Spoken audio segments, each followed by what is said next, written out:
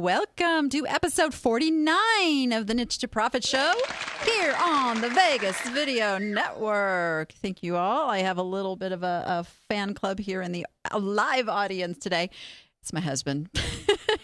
He has to be my fan club, right? Otherwise, he's got to find someplace else to sleep.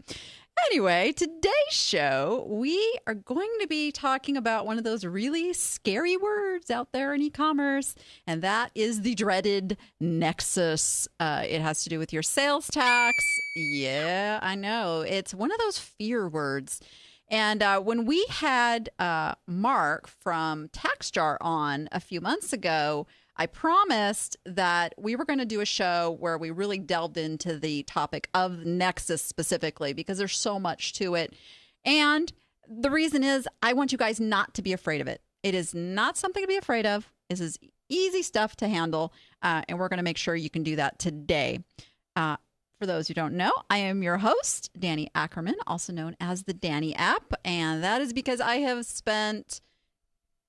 God, is it 2 decades? 2 decades in this e-commerce world and really a lifetime in the resale world. And I'm here to help you who are struggling with slow sales, discouraged, wondering how to make this all work. Can you really make a full-time income out of this? Can you really be successful? Yes, that's what this show is about. Helping you do just that. There's little things that you can start doing today that will make big differences as you go through and do things throughout the year and the years to come.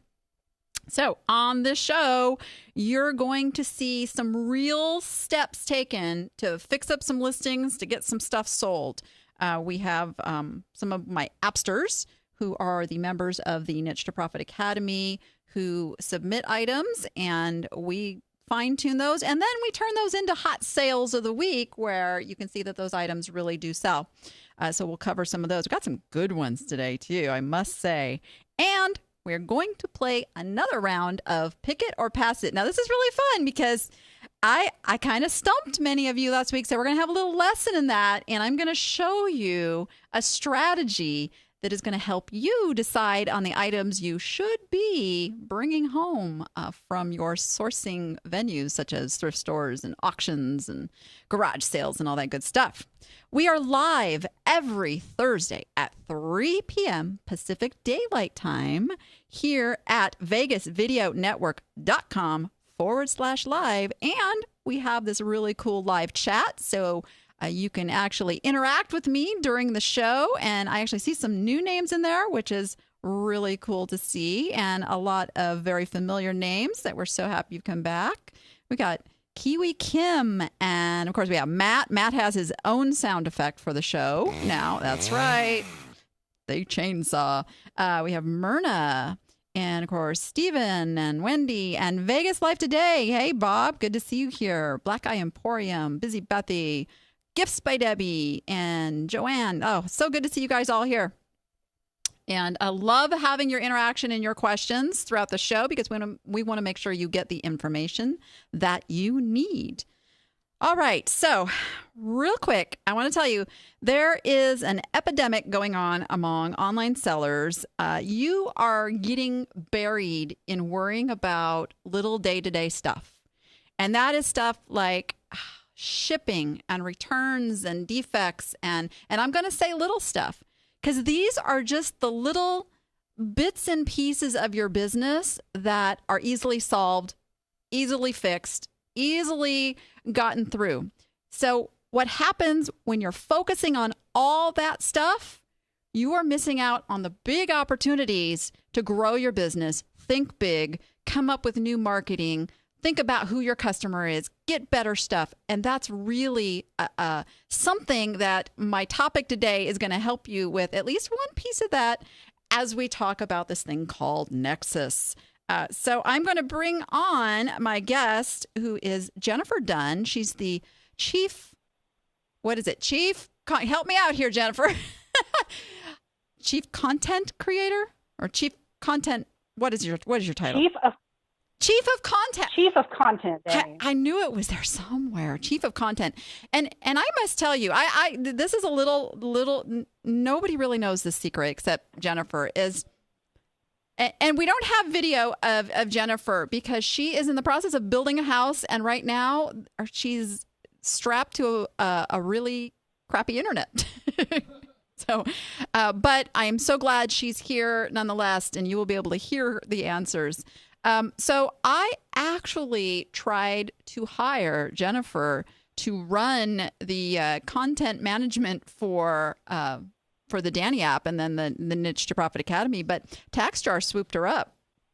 So she is incredibly talented at that. So not only is she kind of a sales tax genius, she also knows her way around social media and all that good stuff too. So thanks for coming on today, Jennifer.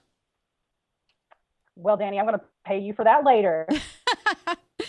Hey, so we've got the very first question that I think needs to be answered before we go any further is first, what the heck is Nexus?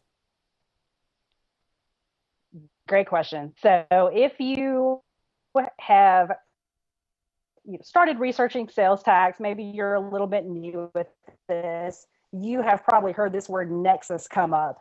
Nexus is, like many of our legal terms, it's a Latin word. So, it's no doubt that you wouldn't know what it means. It basically means to bind, to join, or to tie. But for our purposes as online sellers, it means you have a significant presence in a place. And in our case, it's in a state. So if you have a significant nexus in a state, that state has a claim on you to ask you to collect sales tax from buyers in that state. Okay. And I will just go ahead and tell you, there are as many types of nexus as there are states that can ask you to pay sales tax. But the main ones are a location. So you work at your kitchen table, or you have a brick and mortar store, or you have a factory. All those things are going to give you location nexus. Personnel. So you have an employee, a salesperson, a contractor. Those can all give you nexus. An affiliate can give you nexus. So a person who sends you buyers in exchange for a cut of the profit can give you nexus. Inventory in a state can give you nexus. A drop shipping relationship in a state may give you nexus. That one's very complicated. If you're trying to get into drop shipping, you need to get your ducks in a row there. And then even temporary sales, like maybe you go to the next state over to a swap meet or trade show or craft fair, that can give you nexus in a state. Wow. That's a lot of stuff. And I think most people are under the impression that most of it has to do with like Amazon, and you're using the fulfillment by Amazon, the FBA, and you're shipping stuff into warehouses, and that they're the only ones that have to be worried. But you're saying that's not the only people who have to kind of be worried about this. That's very true. So there was a Supreme Court case in 1992. I'm not going to get too esoteric on you guys, but that Supreme Court case, that established this precedent of nexus. So what the state of South Dakota, or excuse me, North Dakota back in the day was trying to do. I'm sorry to confuse the Dakotas. North Dakota was trying to get a company, the Quill Corporation, to charge sales tax to all North Dakota buyers. But that Supreme Court case said, no, you know what? Quill does not have a nexus in North Dakota, so they do not have to charge sales tax to North Dakota buyers. So really, if that court case had went differently, it could have been a lot worse. Maybe in 1992, that was way before eBay, way before the Amazon. So things could have been very different if that hadn't turned out the way it turned out. Wow. So this affects not just Amazon sellers, but this is eBay sellers, this is Etsy sellers, this is e-commerce sellers, right? It is, or brick and mortar sellers as well. Basically, anybody that sells a taxable product. So, let's see what I'm looking at right now. A crystal vase. That's a taxable product. Oh, sure. So you selling a taxable product, Danni, you know all about crystal vases and how to get a turnaround on those. I do. I love my glass. So how do you know if you're in a Nexus state? Because it doesn't affect every state, right? It depends on you. It depends on your business. There are 5 states in the U.S. that don't have a sales tax. Thank goodness for those. Which states are those? Otherwise, it depends. So say, you live in they are Montana, New Hampshire, Alaska, Delaware, and Oregon. But let's say that you live in Georgia. I live in Georgia. So I hire you, Danni, to do customer service for my website. Let's turn this all around a little bit. And we sell crystal vases. So I have Nexus because I'm working out of Georgia. I live here. It's home state Nexus. But then also I have an employee or even a contractor who works specifically in my business helping to sell our crystal vases. I would also have Nexus in Nevada. Right. Okay. Yeah. And I just want to apologize to our listeners right now that the connection that Jennifer's on is a little spotty, but we're doing our best to get everything in. If you missed something, I promise we'll repeat it. Okay. So we know what Nexus is now, and we kind of know that this is not something we can just kind of stick our head in the ground and forget about it. This is a real thing. And how does it affect e-commerce sellers? So I'm going to tell you straight out, I don't really pay attention to this right now. And it's simply because I haven't gotten anything official that says that I have to do this. So can we talk about that a little bit? Am I risking something? Well, sure. And what our founder, Mark, says, and I think this is great advice, is ignoring Nexus, say you want to ignore it, is just kind of depends on your appetite for risk. So say you have a low appetite for risk, you might look at every state where you have any kind of Nexus. Like maybe you had 5 items in an Amazon fulfillment center in New Jersey for a month. And that does cause sales tax Nexus. So say, you have the very low appetite for risk, you would register for your New Jersey sales tax permit. But on the other hand, you have a higher appetite for risk, you may look at the numbers. And we actually have a great blog post about this that I will share with you guys later. You look and you say, look, New Jersey, they come back to me and try to audit me, I don't sell to many people in New Jersey. Maybe I would have collected, $100 in sales tax in a year, let's say. So they can go back and audit me for 5 years. That's, $500 that I should have collected with fines and penalties. Maybe that's $1,000. And I'm not great at math, so that may rack up a little bit more than I'm thinking. The fines can be like 3 to 6% of the penalties. So anyway, that kind of racks up. And if a $1,000 penalty could sink your business, then you may not have that appetite for risk. But if that $1,000 penalty, you're all right. I would rather not spend the time to get registered, spend the time to file sales tax returns every time, spend the time to file and report sales tax. Then maybe your appetite for risk is large enough. So we actually have a blog post that kind of goes through some numbers and lets you look and, if I'm making $1,000 a month, or I should have collected $1,000 a month in California in sales tax. California, Massachusetts, Florida, Texas, those are some of the more aggressive states when it comes to sales tax enforcement. You may want to consider paying more attention to Nexus and registering for a sales tax permits. So someone like me, I'm not selling a ton on Amazon. Maybe $1,000, $2,000 a month. It's kind of just my little hobby side stream of income, I call it. So for me, the risk is relatively low. Okay, so fine. I'm going to owe maybe a couple $100 if they come back on me. So for me to make that decision, it's like, okay, so when the time comes, I'll just pay it then with some penalties. But for somebody who is selling, thousands and thousands, and that's something they're substantially at more risk of owing that sales tax. Am I getting that right now? That's right. And I don't want to be the boogeyman either, but, sales tax auditors, that's their job. Have you heard of the old revenuers back in the day who tried to catch bootleggers for their untaxed liquor? That's what we have today. We still have revenuers. They're just not looking for untaxed liquor anymore. They are looking for people who owe tax to the state. Mm-hmm. And are not paying right now. So they, will do everything from, going into a store and seeing if that store charges them sales tax if they pay cash, which is kind of a underhanded thing some people do. Or they will start making, they, like Danny, they know you have a big brick and mortar store. Maybe they will, put in an online order to your store and see if you charge them sales tax on your online order, stuff like that. So there's, not to be a boogeyman or anything like that, but it's tricky. And also, states are way behind in just technology and just life in general. Laws are way behind when it comes to e-commerce and online sales tax. They are finally wising up to something that we've known for a long time. The Amazon, eBay, and other platforms are a great way to make money. And so now they are finally, turning their eyes to online sellers. And you just want to, once again, be careful, exercise your appetite for risk. Yeah.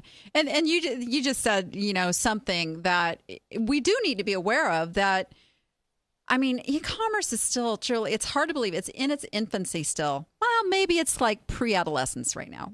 It's kind of grown maybe past toddlerhood, but it's still one of those areas, as you say, the states and governments are still way behind in catching up as quickly as it's grown. But there is going to come the day where they're going, we're missing out on a whole bunch of money here. And I fully expect at some point we're going to have some kind of an online sales tax. And my hope is that it's just like a flat tax kind of a thing, but who knows? So what do you think kind of the future holds, going forward? Let's talk kind of about some of these theories and things out there. Well, Danny, it's so funny that you mentioned that.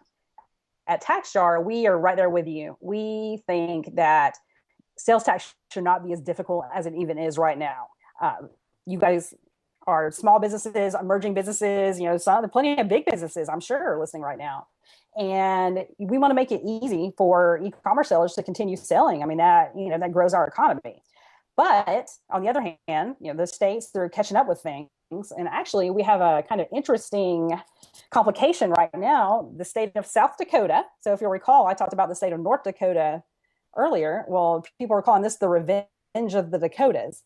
Now, the state of South Dakota has passed a totally unconstitutional, as it stands, law. But the reason they've passed this law is they want to get a lawsuit. They want somebody to sue them. They want to take this lawsuit to the Supreme Court, and they want this whole idea of you only have Nexus in states where you have a location, personnel, and inventory.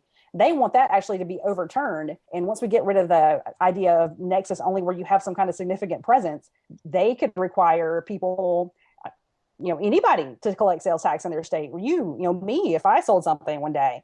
Now, right now, this thing is called economic nexus, is what they're trying to put forth.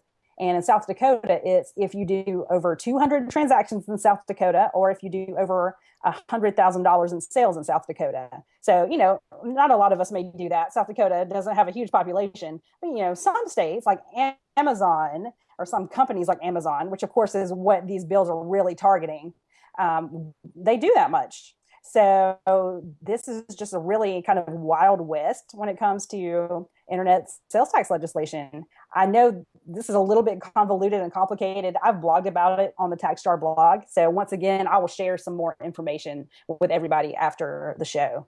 Yeah, and Wendy in the chat brings up a good point, too, about how it's going to cost the states a lot of money to administer and collect Nexus for their thing and get this all caught up, too. So it's kind of a catch-22. They want the money, but they're going to have to spend money to figure out how to get that money. And then, as you said, there's going to be, legalities and stuff involved. And I'm not a head in the sand kind of gal, but I'm also not a worry about something that right now I have no control over. So I'm gonna wait and see, until I start, selling $1 million worth of stuff. And now, as you said, then the risk to my business becomes a lot higher and I have to pay closer attention. For sure. Like, one thing I always say is that these lawmakers, they need to try to sell something online and then try to deal with sales tax. I think they would really change their tune about this. They would at least, I understand states, they have a really good argument as well. We won't go into the states' argument right now. We're not on their side right in this, but they have a good argument as well. They need to pay for hospitals, state parks, roads, schools. So of course, I understand that they want that money that they're not getting. But I think if lawmakers, had put their feet in our shoes and tried to make a sell and deal with all this stuff, then they would really change their tune and talk more about simplification. Yeah. And really, it's, the past 20 years, the states have lost money. I mean, it used to be you bought locally, that you paid sales tax. That tax went to that state. Now with Amazon and eBay and all the e-commerce transactions that are not collecting sales tax and giving it to those states. There's this big chasm of money that the states are no longer getting. So I get it. I mean, it all has to be worked out at some point. But I want to get back to the topic of not letting this be a big fear mongering thing in your business. It is something that you need to be aware of. It is something that you need to be on top of and stay, kind of know where it affects your business. But it is not something you need to let. I see people go, I don't want to sell too much on Amazon because I don't want to have to worry about Nexus, or I don't want to send things into FBA because I don't want to worry about Nexus. And so you brought up something that I hadn't even realized about Nexus is it's not just about Amazon and the warehouses. It's like you said, you're going to grow your business. You're going to have expenses attached to growing your business. You just need to fit this in your plan. This is part of it. It is good. If you are paying sales tax, guess what? That means you sold something. It's a good thing. It's a good thing. So I wanted to bring this back. You have something, and I have the site pulled up here, that is specifically for figuring out this whole sales tax issue for eBay sellers, because eBay only lets us put in one rate. So how do we know what rate to put in, what to collect? Oh, and we got this. Go ahead. Okay. Well, so what this is once you kind of get into sales tax, and I do want to say that sales tax really is more frightening before you get started. When you get started, it kind of becomes just another thing like sending an invoice or filing a receipt. But it's still, once you get started, it can be, before you get started, it can be a little hairy. So this is something that we just put out to help you guys. It's eBay sales tax rates. So basically say, I sell on Amazon. I have Nexus in Georgia where I live. You should always register and collect sales tax in your home state. But then I also have sales tax over here in California, in South Carolina, where maybe I send some inventory to a warehouse. I also sell on eBay. That I still need to collect sales tax from those buyers that I sell to on eBay, even though it was Amazon that started this whole Nexus thing in the first place. So what this does is eBay will only allow you to put in one sales tax rate. If you've ever tried that, you might notice a problem right away. A lot of states want you to charge sales tax based on the buyer's shipping address. And sales tax rates vary. You've bought stuff. You've probably driven over to the next town and said, hey, wait, why is sales tax higher over here? Why am I paying more for this, bottle of water here than I am over there? So what we've done with this list is just giving you average sales tax rates in states. And that way you can know what the average is going to be to put that in, and you won't over collect by too much, you won't under collect too much. I'm not saying that this is ideal because you're not collecting the exact right rate that the state wants you to collect, but at least you're not putting in, the 4% state rate and then on the hook to pay all the rest of the sales tax that you should have collected. So this is an average, so it will average out. And I also, have a blog post with more information about this.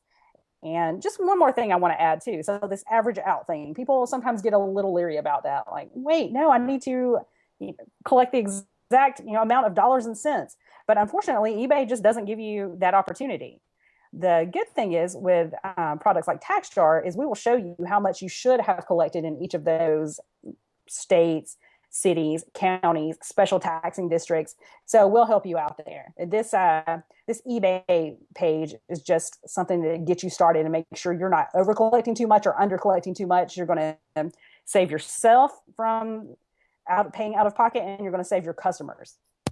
And as far as I know right now, TaxJar is really the only company who's really addressing this problem and this complex situation and making it simple for e-commerce sellers, eBay, Amazon, wherever you're at, to really figure out this tax thing and help you through it. And you guys, you're so non-pressure, and that's why I will totally plug your company, because you give so much free content that you don't have to sign up for TaxJar to figure this out. They'll actually give you advice and help you on doing this on your own if you want. You guys are the greatest with that. But it is there if you need it. And so we had a question from Busy Bethy over here in the chat. If just selling on eBay, I have to collect sales tax to every state that I sell to or just to sales in my own state? Great question. We get this one a ton. So the good news is if you only have Nexus in your home state, and if you sell on eBay, you probably do, unless you have an employee in another state or, a warehouse in another state, you probably only have Nexus in your home state. Then you only need to register for a sales tax permit and collect sales tax from buyers in your state. Yep. One state, very easy. Yep.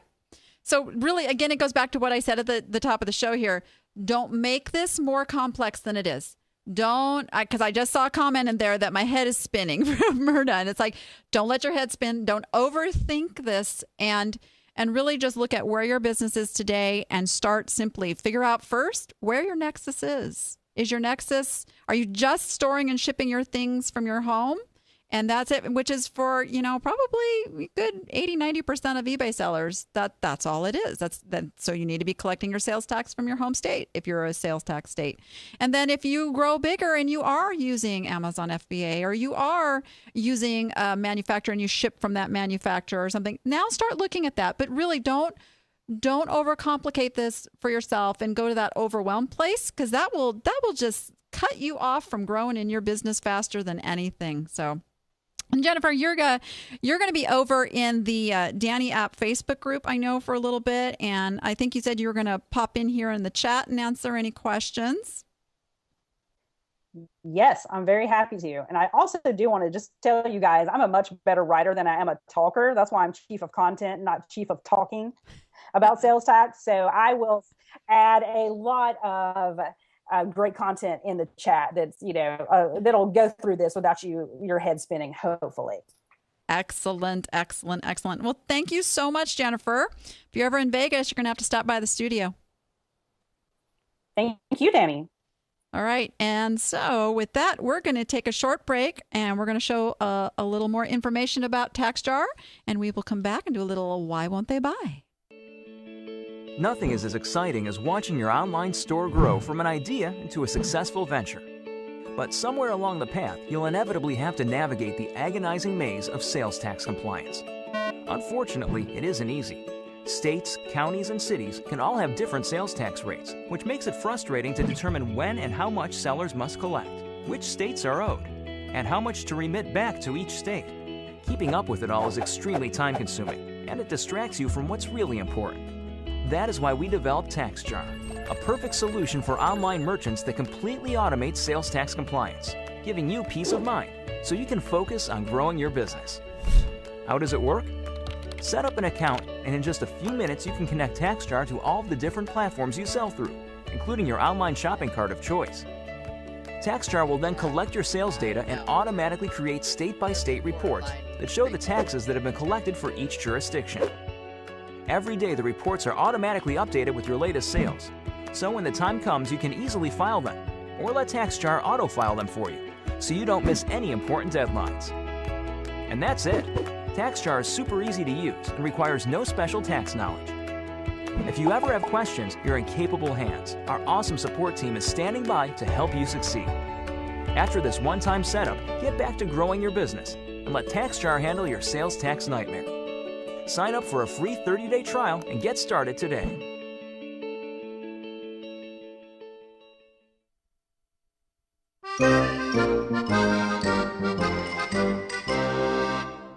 All right. So, why won't they buy?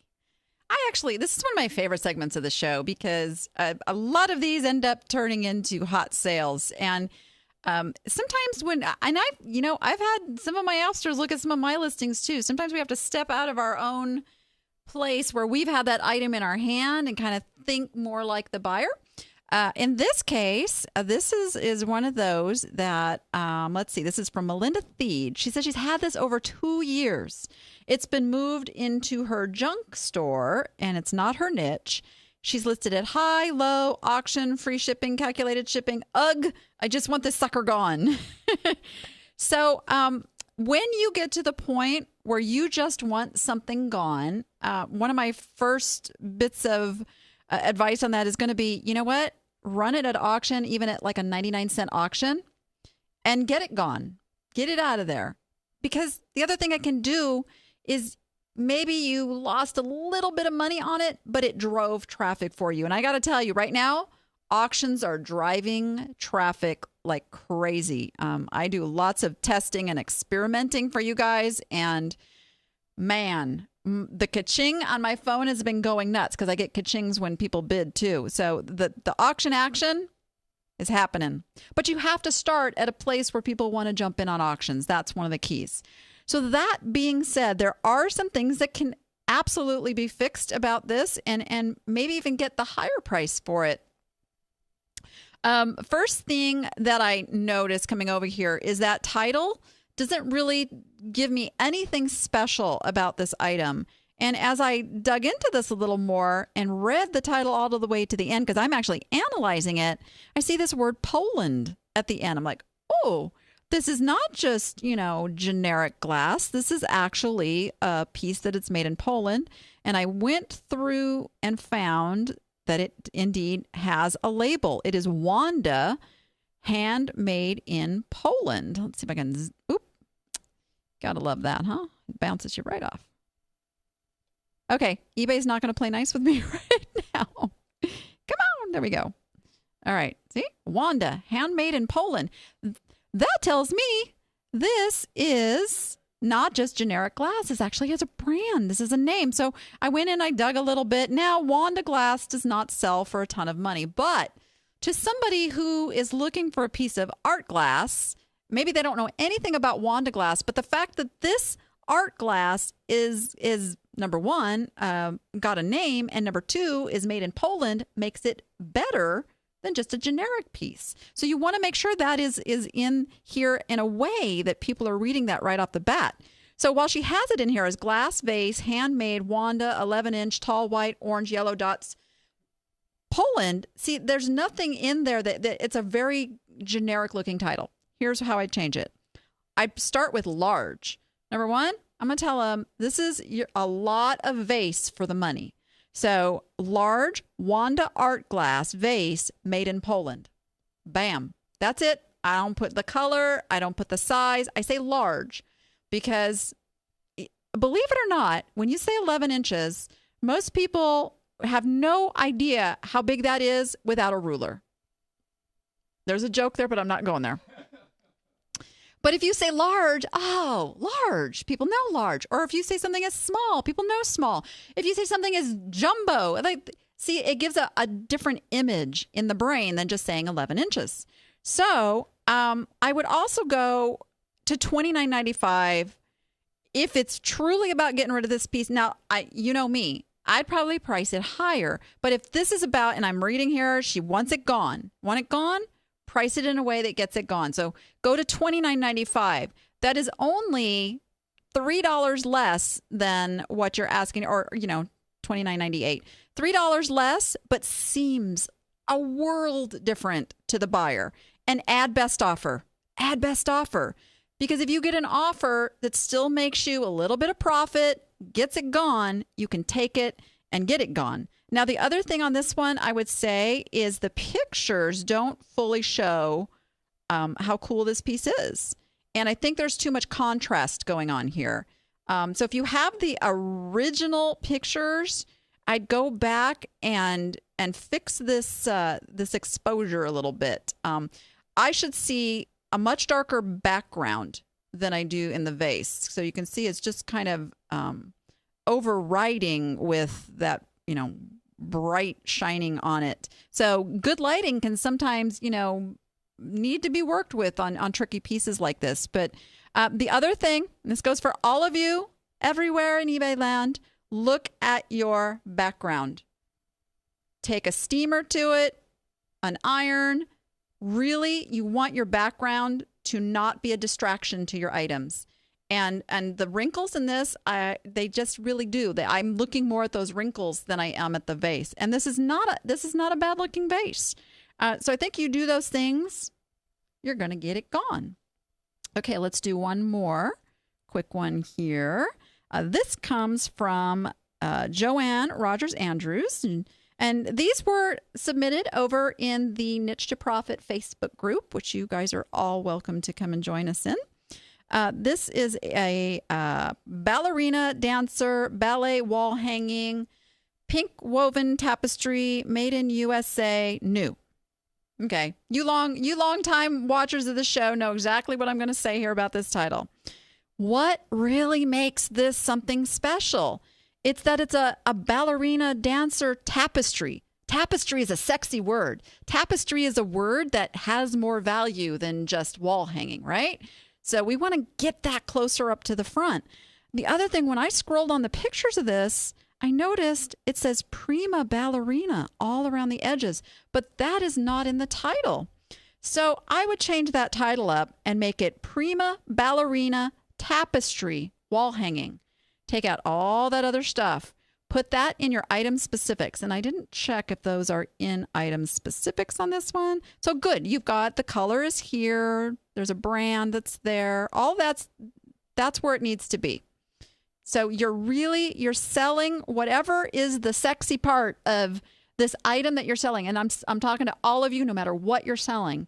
You have to give it value, but you have to get it found. So it's kind of the balancing act. So prima ballerina, there's the sexy part, tapestry, and then you do add that it's a wall hanging because that's very much something that somebody could be looking for.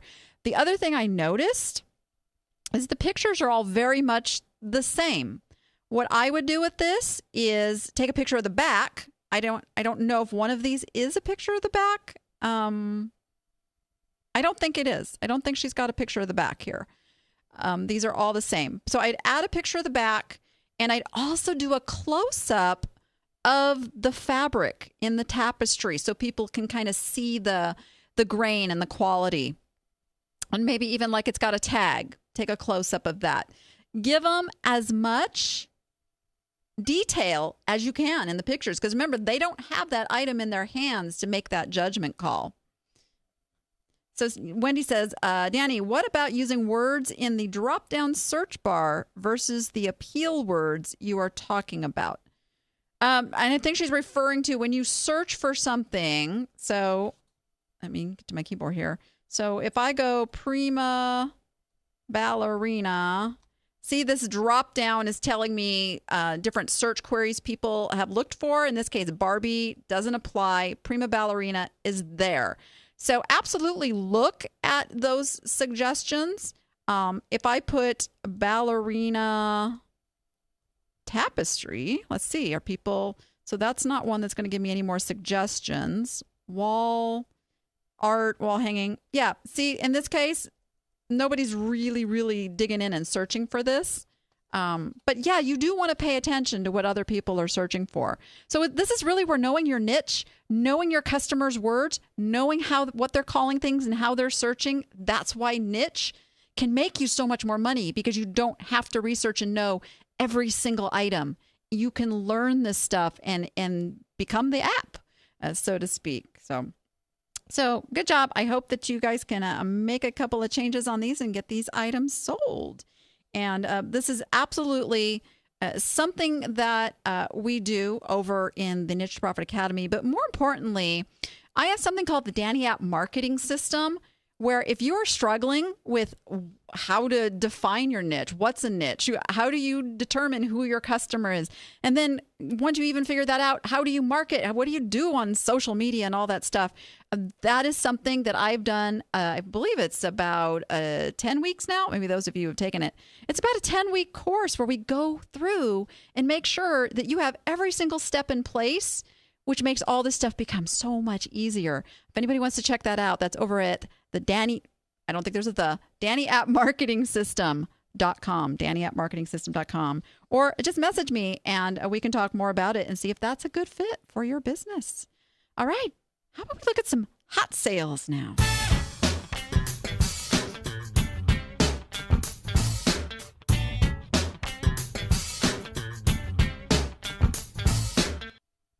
Okay, I'm excited about this one. This was one of our Why Won't They Buy items several weeks ago.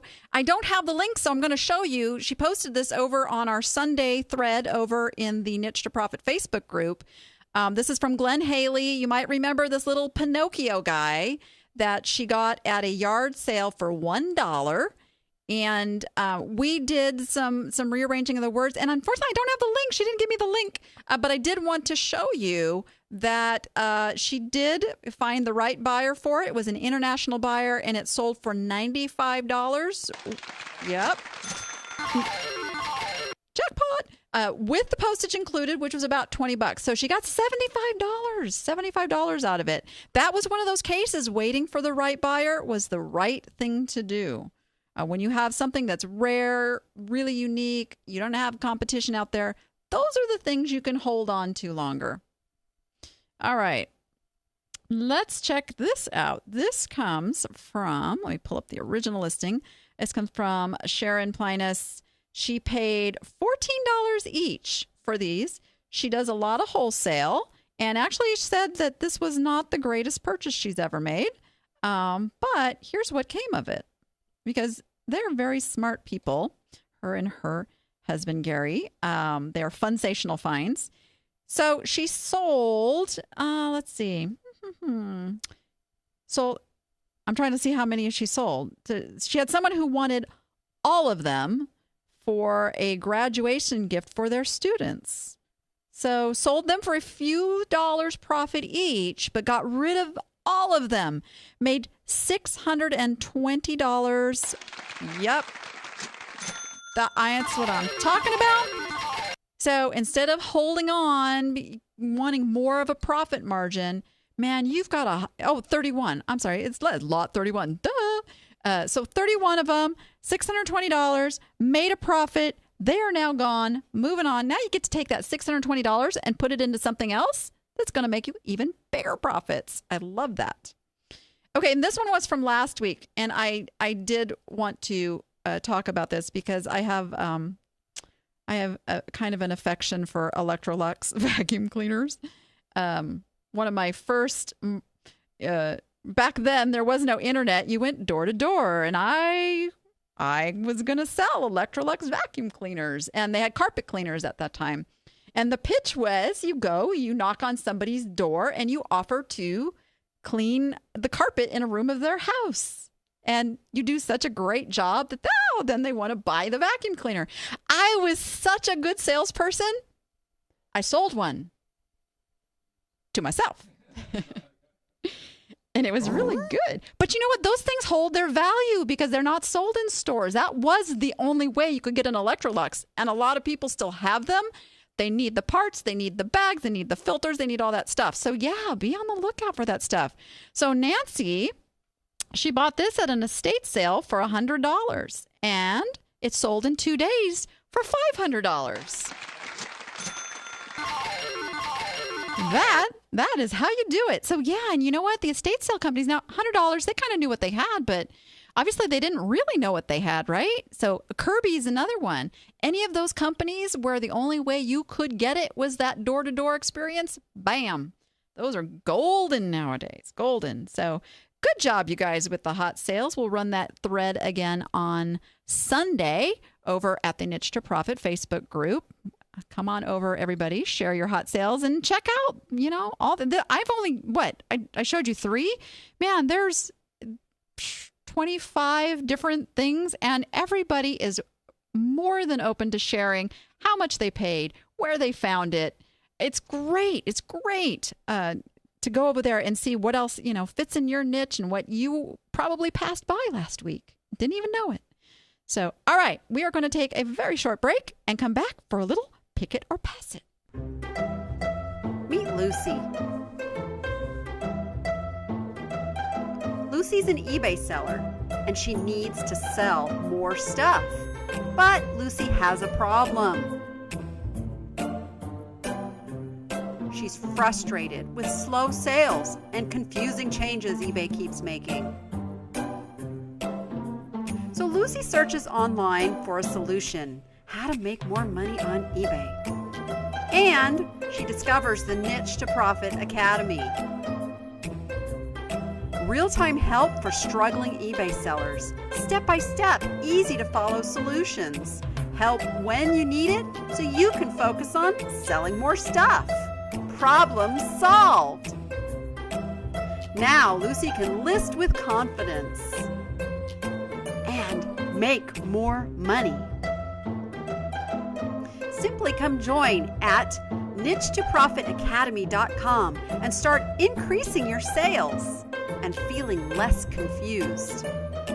Niche2profitacademy.com. Use the code SHOW30 for a free 30-day trial.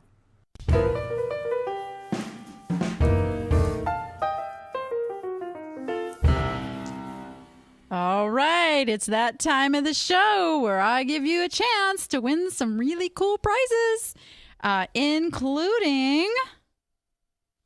I don't have a Vanna this week. I had Vanna last week. We have the Niche to Profit tote bag.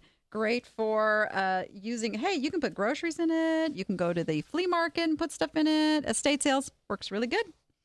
We have the Niche to Profit coffee mug. Sans cash cow. He's mine. Wait, it's a cow. It's got to be a she, right? Yeah. I'll get that straight one of these days. Just offended her. So, yep, we got those. And we got a couple pictures of some of these prize recipients have shared their photos with us. There's Matt's coffee mug as he's hard at work, taking apart, chainsaws and washing machines. There's Marie. She's a triple winner. And there's Mike Q. I saw Mike Q in the chat earlier. Thank you, Mike, for sending in the pic. And any of you others who want a prize, if you want to send that in, you can be in the gallery of winners as well. All right. So last week, here was and I stumped you guys. I tried to give you the little caveat of the fact that I have more than one eBay store. So some of you who know me, usually it was an Napster, they got it right because they know that Disney is a big, big niche of mine. I am I born and raised on Disneyland in Southern California. And don't tell my kids this. I was actually trying to figure out how I got to take a quick trip over to California in a couple weeks. And I was trying to figure out, would anybody notice if I went to Disneyland by myself without my kids? I know. And my son's probably watching the show, so now I'm totally busted. But no, I won't. I'm not going to. Well, maybe I will. Anyway, this is Tinkerbell snow globe. And I see a lot of people calling these water globes. Be careful. That is not what people search for. It is a snow globe because when you shake it, it snows. So everybody that entered knew what it was. It was where I stumped you was whether I picked it or passed it. I did pick it. And let me show you why. So I've pulled up some completed searches using the words Tinkerbell snow globe. Now, mind you, this is, you can see these go really high. So I also want to be on the lookout for the fancier, bigger ones. But when we get down here a little bit more, you can see some of the more plain ones still go for some pretty good prices. Now, the thing is, this one is not on here anywhere, which that actually was something that intrigued me. And the fact that it is Christmas means prices are going to be down on a Christmas snow globe right now. But I'm still looking at these prices that are way up here. So, yeah, and I think when I get to it, I think Lisa was the one that said, oh, you're probably going to price that around $60. And yeah, you know what? I am. But the other thing that it does, even if I don't get the top price, it can be what we call a loss leader, even though I'm not going to make a loss on it. Paid $5 for it. There's no loss there. But what I can do is use it to bring people in for my higher priced Disney items. I have lots of Tinkerbell stuff, higher priced Tinkerbell stuff. So I want to draw in that Tinkerbell buyer. And that is why I purchased this item. Okay, so let me get my handy dandy little covered wagon here. And let's see, lots of entries this week. So thank you guys for all entering. So Melanie Campbell, Disney Tinkerbell Christmas Musical Snow Globe. You picked it. I did. Melanie gets 2. We've got Rosavita Burrows. This week's item is a Tinkerbell Snow Globe. I think you passed on this one because it's rather simple, but some more elaborate ones do sell for an impressive amount. They do. Oh my God. Disney stuff. Those of us who are Disney fanatics, are Disney fanatics. My personal collection of Disney items includes really obscure, off-the-wall stuff that was not made in mass quantities. So if anybody runs across anything that fits that, hit me up first before you list it even. I'll save you some listing fees. I have things like the blueprints to Thunder Mountain Ranch. I have pieces off of when they redid some of the Fantasyland rides. I have Mr. Toad's Wild Ride, the little disc that created the fire, and stuff like that. It's out there. I'm telling you. Sharon Plinus. It's a retired Tinkerbell Christmas snow globe music box. There is one listed for $20. None sold. I think you passed it or should have. Hey, even if I sold it for $20, that's still $15 profit margin there. I think sometimes we get a little greedy on this e-commerce world. Yeah. It's not big, so it's the shipping on it's probably going to be, if it was to go priority, about $15. Yeah, but I won't ship it priority. I will ship it FedEx Smart Post, and it'll be about $7. Lisa K. Hensley, you picked that Disney Tinkerbell water globe because I know you love Disney, and you do sell Disney items in more than one of your eBay stores. Now I just noticed that she said water globe. That's a little crack the whip. Crack the whip. I'm supposed to be. There we go. It's supposed to be snow globe. Beth Kelly, this is a Tinkerbell Disney Christmas snow globe. I didn't see any listed that were exactly like this one. Since you mentioned about having 5 eBay stores, you do have a Disney niche. Disney lovers are a unique breed. Ha! And yes, they are. And this is a holiday item. I say you picked it. The cost was $5, probably about $8 in shipping. This is a Disney and holiday item. You may sell it for around $40. Yeah. These people, they know me. You know why? Because I am over there with my appsters all the time, talking and helping solve these problems. I am not an absentee leader. I promise you, I'm in there helping you solve these problems.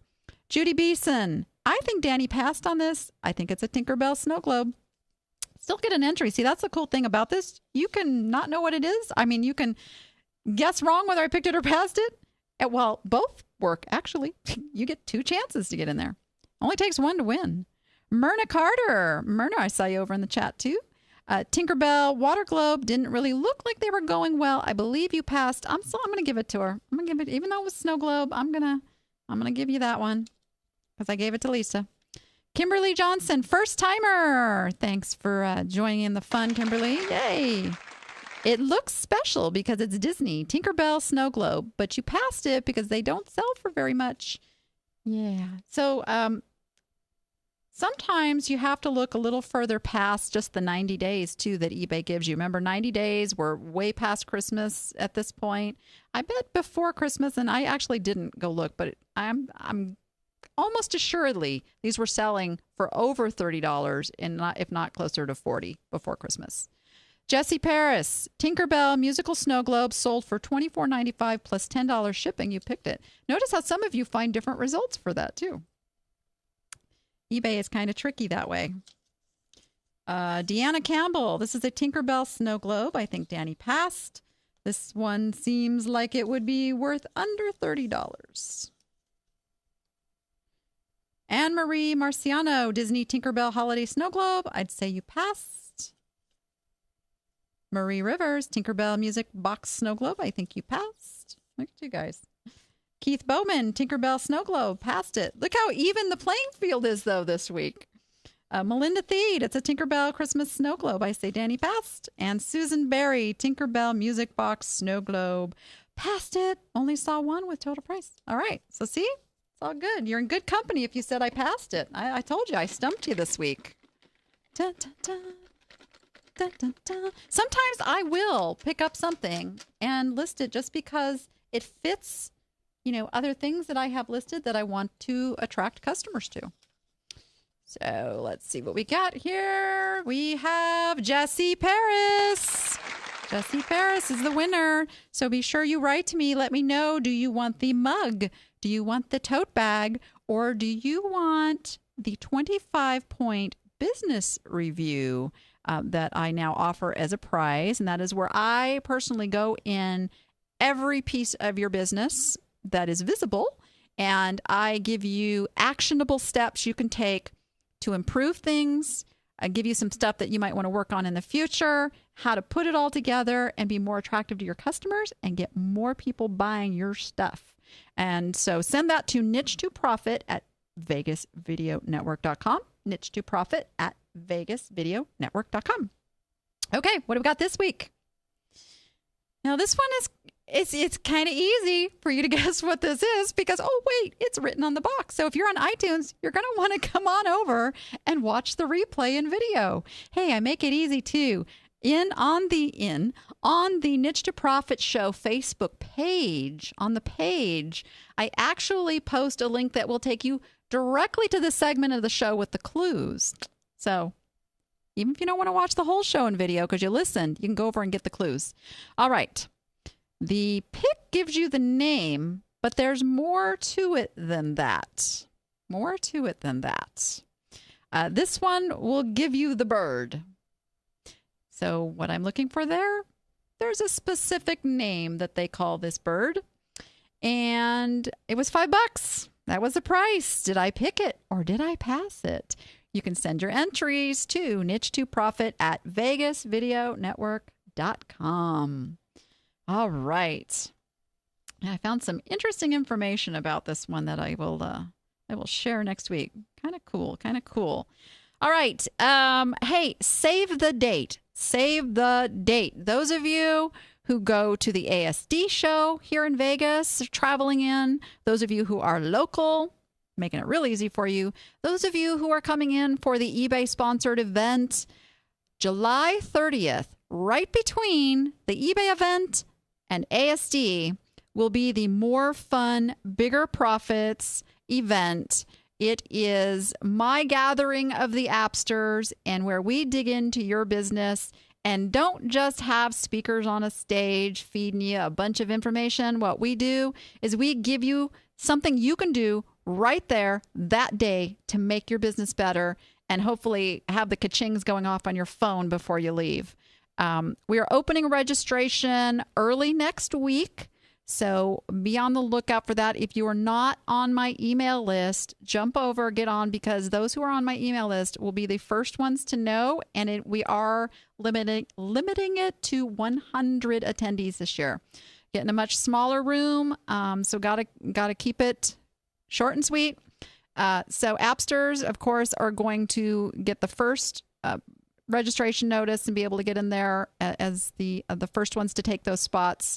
And then after that, we'll open it up to those on my list, and then it'll go out on social media. And you'll hear about it next Thursday on the show after everybody's had their first chance to get in. So you want to get on my list? You simply go over to niche2success.com, niche2success.com, and up at the top there, just go grab my 10 ways eBay is better than Amazon. That will get you going and getting my weekly newsletter and information like that. So come on over, join the appsters, 30-day free trial with the promo code SHOW30. Check out what it's all about. We have lots of stuff there to help you grow your business, get on social media, conquer some of those things that are stalling you in your business. And with that, guys, go watch the replays. We've got 49 of them now. You can find those everywhere: Roku, Stitcher, Chromecast, iTunes, Google TV, Apple TV, Fire TV, vegasvideonetwork.com, YouTube, on the Danni app channel, and on the Vegas Video Network channel. With that, go be profitable and make it fun. See you next week.